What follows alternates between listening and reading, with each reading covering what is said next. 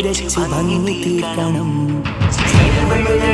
പുതിയ ചുവട് പകരണം, നിലനിൽക്കണം, കാട്ടുപടരണം, കടലിരവണം, ഇതിഹാസമെഴുതണം, മാറ്റി ഭംഗി തീർക്കണം.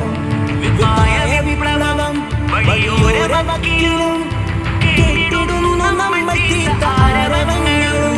വികായ